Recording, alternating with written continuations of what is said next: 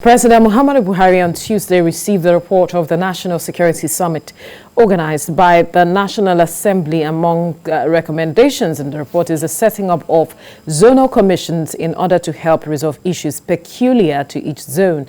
Taya Modu compiled this report. The Speaker leads lawmakers to the presidential villa to submit the report of the Security Summit it was pushed to convene, following a drastic rise in insecurity across the country. The President is pleased at the cooperation the 9th National Assembly has given government, something he tried very hard to get from the 8th Assembly for the sake of the country, with limited success. He urges leaders to respect the people so that it becomes a duty for them to pay back to the leadership. The Speaker, Femi Gbajabiamila, is optimistic that implementation of recommendations made in the report will set the country on a sound footing. Among these recommendations is the setting up of zonal commissions to consider the peculiar challenges of every geopolitical zone. Once implemented, we will go a long way to resolving some of the issues, if not all, some of the issues that pervade our society in terms of security. Zonal commissions in all the zones, like the Northeast Development Commission, we will have the Southwest, we will have the South-South, we will have the Southeast, we will have the Northwest, and that it goes a long way in resolving issues, regional and zonal issues. The National Assembly is also determined to address the overlapping mandates between the security agencies, which breeds confusion in the line of reporting through the introduction of some bills. The legislative has about 7 recommendations, the executive recommendations are about 19 in all. There are overlapping mandates, for instance, between the security agencies, which breeds confusion and a line of reporting, and those overlapping mandates will be addressed by the House. We've already introduced bills to that effect, and so on and so forth. There's several recommendations. In all, the lawmakers believe the report will initiate a process that will ensure security issues across the country are better handled by the executive and legislative arms of government. Taya Modu, TVC News, Abuja.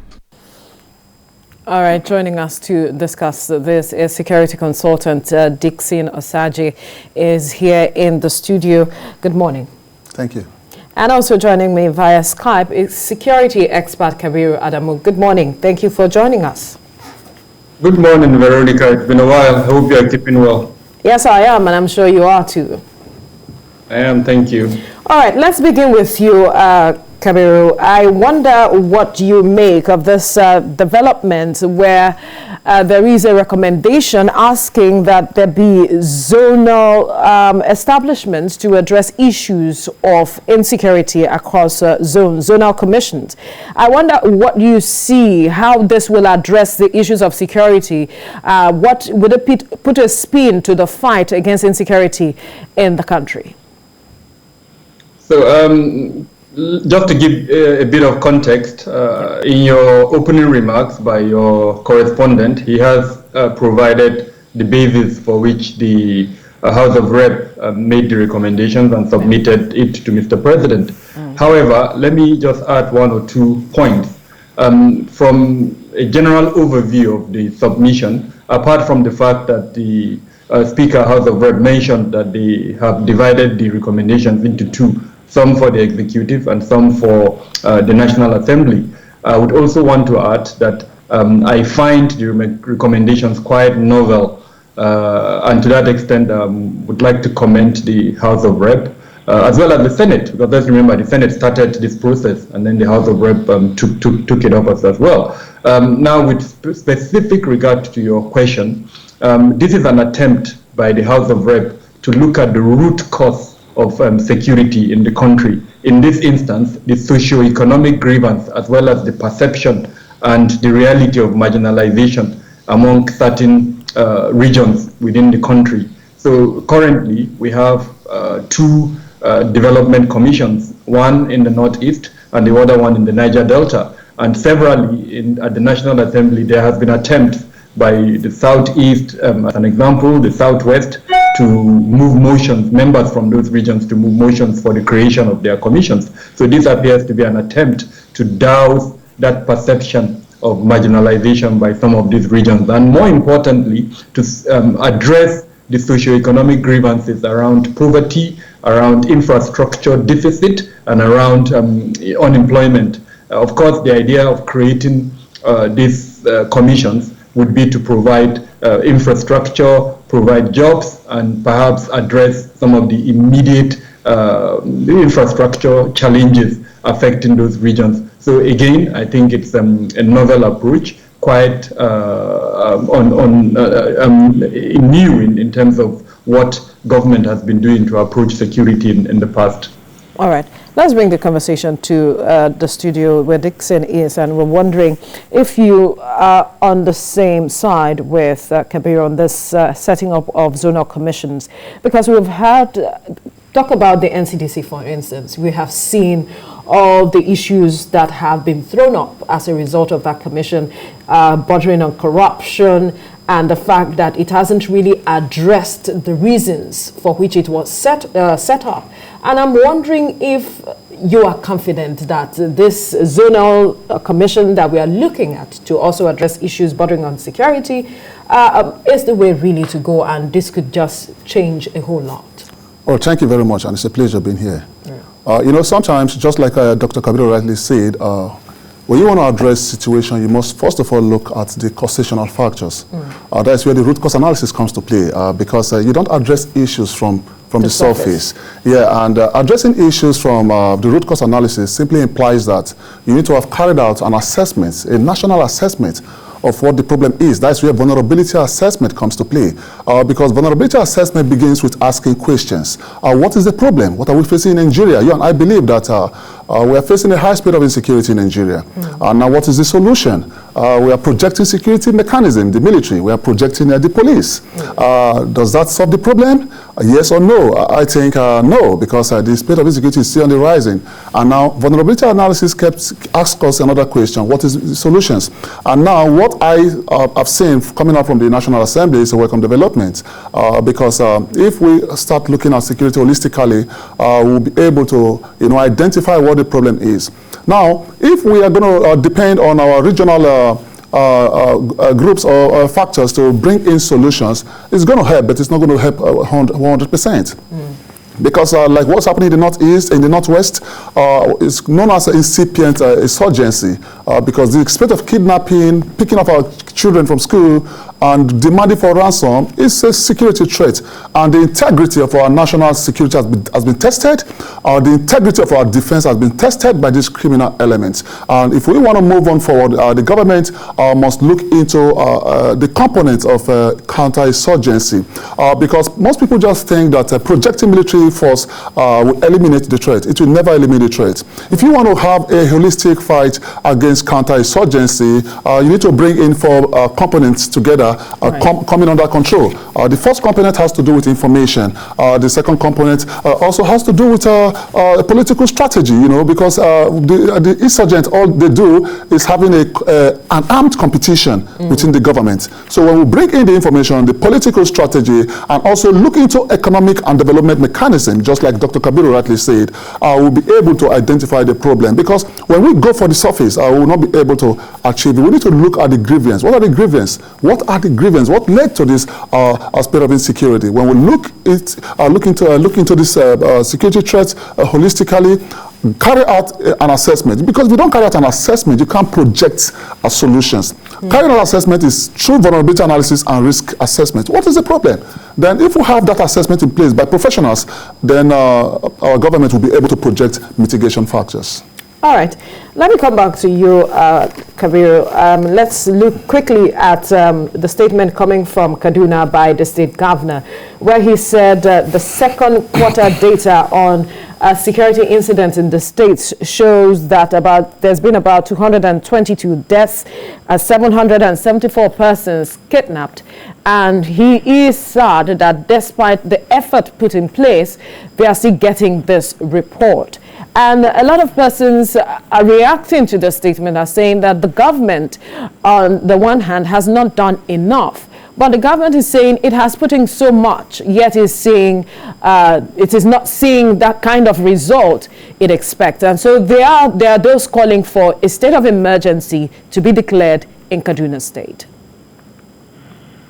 Let me try and marry the first topic we discussed and this second one, for the simple reason that security cannot be discussed in isolation. And in Nigeria's peculiar situation, where we still have security as under the exclusive list, a governor is very limited in what he can do. But that is not to excuse the state governors, in this instance, Kaduna State government.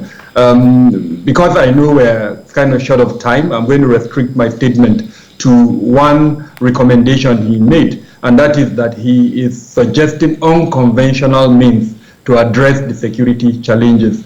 And despite the high level of insecurity in Kaduna State, there are certain pluses that the Kaduna State government has. But I'll mention those pluses and I also recommend additional action by the state government. One of them is the launching of the early warning system. I'm not aware that any other state government, perhaps Plateau State has some semblance of an early warning system, but a structured one that identifies stakeholders and arms in terms of responsibility to different stakeholders. I doubt if any state has that beyond Kaduna. So that's the beginning point. Number two is the launching and the publishing of these quarterly reports that the Kaduna State government is doing. Now that is also novel.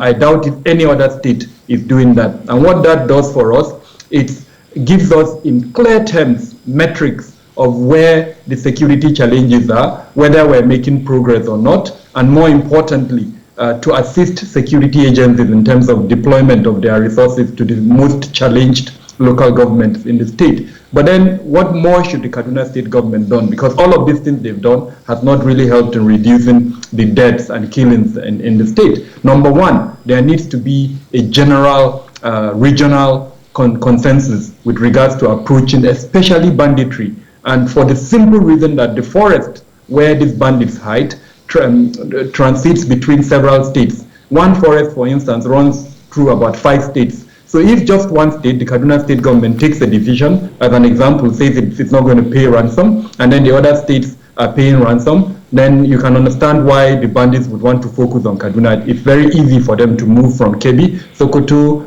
Zamfara, Katsina, or Niger State into Kaduna because the forests are largely ungoverned. Now, number two is the fact that the armed security agencies are not under the control of the state government. They are federal government institutions. So how do you enhance the coordination and collaboration between your state and these federal state agencies? And for that, I will recommend the Lagos State model. What Lagos State did is set up a security trust fund that is run as a project, an independent body with all the ramifications of a business organization. Key performance indicators, everything there. So I would recommend that for the Kaduna State government as against just buying vehicle or buying foils for the security agencies. And then lastly, and this ties the 2 points, the role of both the National Assembly and the State Assembly in terms of monitoring and evaluation of the security subsector at the federal and at the state level. Now, the report that was submitted by the National Assembly to Mr. President has one major setback, which is the absence of an implementation framework that would allow M&E, monitoring and evaluation. And in that, there should be key performance indicators. So I can also go to the Kaduna State government and say the same thing. When you release statistics and reports, one thing that should follow is M&E measures that would show key performance indicators, and that is where the State Assembly comes in. How do you have oversight over the executive to ensure that these objectives that you want to achieve through the M&E or other measures that you put, the state executive in particular is being, that oversight function by both the State Assembly or the National Assembly on the executive is enhanced to ensure that we see a reduction in the security challenges in the state or at the national level, as it were. Absolutely. Key performance indicators, very necessary there. Now, let's bring the conversation back to the studio now. I want you to weigh in on this conversation with regards to what he has said with regards to the Kaduna State government. Earlier, you mentioned political strategy. I wonder what strategy politically now that state government can, put in place to addressing the issues bordering on security within the state. All right, like Dr. Kabiru rightly said, all what he has stated falls under administrative strategy. In administrative strategy, you have the monitoring and evaluations and other, reporting mechanism, letting us know the security metrics that we are suffering here in Nigeria. But for me, the imminent threat now is threats to human life. And in any threat, any incidents or any issues that poses threat to human life falls under elimination. That is why in hierarchy of control, whatever poses threat to human life must be eliminated. Now, how do you eliminate those threats? You have to go into the tactical strategy. Here, the tactical strategy is where the military and the security agent will comes to play. But like he pointed out, Dr. Kabiru pointed out, he doesn't have control over them. He cannot, Yeah, that's why sometimes I believe that the state governors are impersonating the word chief security officer. It's an impersonation because you can't be a chief security officer of your state and you cannot have a direct control within the security. One of the key success of criminal element is opportunity and speed, because criminal don't like delay. But if we give them, if we create a delay mechanism, criminal will flourish. And that is why our government needs to look into our constitution to ensure that our state governors have that powers to immediately call the CP of a state or the commanding officer of a given state in the military to respond to a security threat, not falling back to Abuja. That is centralized security mechanism. It's not going to help us well because Nigeria is a big country sitting on 923 square kilometers, 250 ethnic groups, 370 tribes, and over 520 languages. That alone is a natural trait on its own. So if we have our state governors, giving our security agents directives that will, respond to security threat, it should really do well for us. Because when you look into emergency response, our recovery is very, very essential. It's not about responding to security threat. How do we recover from this security threat? It's a worrisome situation. So for us to recover, we need to see more of integration between the Nigerian Army, Nigerian Navy, and Nigerian Air Force. Because in the past 5 years, personally, I've observed that there is no proper integration between the Nigerian Army, Nigerian Air Force, and Nigerian Navy. But I can tell you for free, based on personal investigation, that presently the new service chiefs are doing a very good job in the Northeast. There is a very good coordination between the Army, Navy, and Air Force. When we have such coordination, then bring in the political strategy, because the military are playing the security strategy. Political strategy is very important. While the military are doing their business, our political strategy needs to go on board and look at the grievances. What are the grievances? What resulted to this incident? How do we resolve it? Because no battle or incident can be resolved by the barrel of a gun. Understand? So we need to look into that, synergize them. Then we also need to look into National Registration Agency. More of communication is very important. Information is very important. The media are doing a very great job because the media plays a non-kinetic approach in mitigating the spread of insecurity. So when we have the National Registration Agency coming on board, communicating to the public, letting the nation understand, letting the youth understand, and the youth also must not suffer from psychological murder. Because one of the reasons why crime has been flourishing is because our youth are suffering from psychological murder. That is joblessness. If you are jobless and an opportunity comes from the enemy, you dive at that opportunity. And that is why most of these Boko Haram, ISWAP, they are using that opportunity that they got from our own vulnerability to recruit more men, because the youth are jobless out there. So we must look into those as an immediate constitutional factors. If we have that in place, then we will be able to delink the insurgents, we'll be able to de-resource, because our government needs to also look at de-resourcing the insurgents. Where are they getting their arms from? How are they getting their food, their food supply? So when we look at de-resourcing the insurgents, it's really going to demoralize these guys. And when we succeed in delinking the insurgents, demoralizing them and de-resourcing them. Look at the conflict entrepreneurs. Who are the people supporting these guys? At some point, the government said it was going to publish names of those who were sponsors. We are still waiting for those names. Right. So perhaps that will also serve as a deterrent, like you have rightly pointed out. But one question quickly for Dr. Kabiru before we let him go is the aspect of how states can take advantage of these zonal commissions to their own benefit, because the essence is for states to benefit at the end of the day.